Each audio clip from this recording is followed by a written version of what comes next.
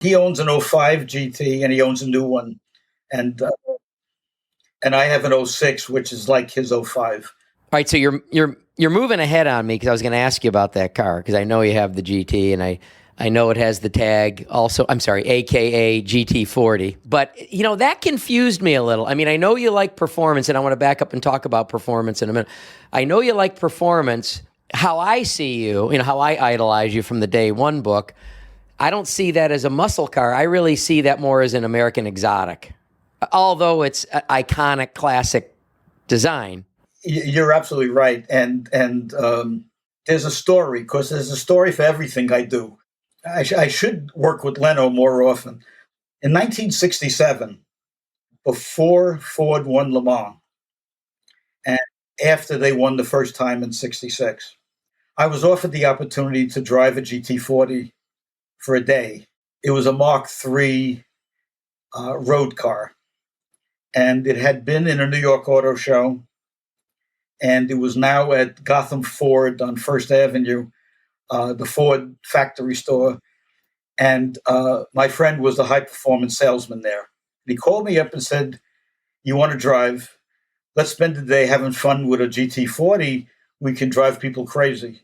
Now we're talking about a GT40 in the day. Yes, that was a real GT40, a Mark III road car. They built 7 of them.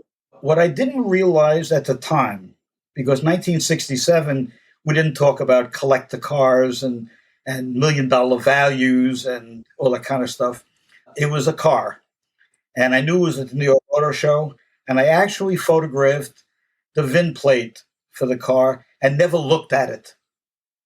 And it was car number 1, the prototype. It had been shipped from Ford Advanced Vehicles in the UK to New York for the auto show. But Henry Ford didn't like the road cars. He didn't like the quality. He didn't like having his name on them. They only built 7 road cars, Mark III, and they built about 31 Mark Is. And so my friend Billy Kolb and I spent a day driving through Manhattan, scaring people, being afraid to be run over by a taxi cab because the car was so low, falling into a pothole and never coming out. And we got on the Triborough Bridge and had to pay the toll. And the only way you can pay the toll is to open up the door, and the door has half the roof in it, so it's a real pain in the ass. And so we took it over to Triborough, went down to Randall's Island, and then the cops followed us off the bridge. They followed us right to Randall's Island. They had never seen anything like that before. So we had this fun time. On our way back, Billy drove going, I drove coming back, and I'm on the East Side Drive, FDR, and Billy says to me, "Do you know how fast you're driving?" So I said, "I don't know, about 65, 70. He says, "Well, it's 105 on the speedometer, and you're going to get us killed." And there's an almost semi-reclining position in a GT40 compared to a regular car.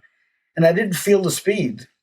I just was weaving out of cars. I mean, thinking about it scares me. Anyway, I brought the car back.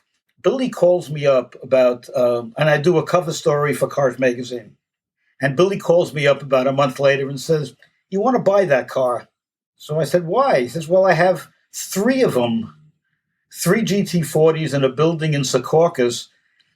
They're all slightly damaged with scratches and bent Barani wire wheels. And they want me to sell all of them. You can have one or all for $5,300 a piece."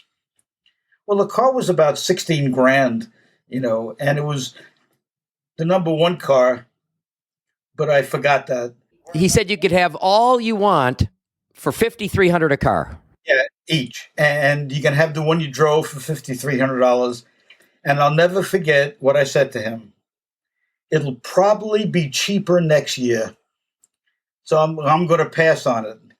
Now, Billy had difficulty selling those cars. Nobody wanted them. So he held on to that GT40 for at least 6, 7 months and drove it everywhere. That was over, and we forgot about it.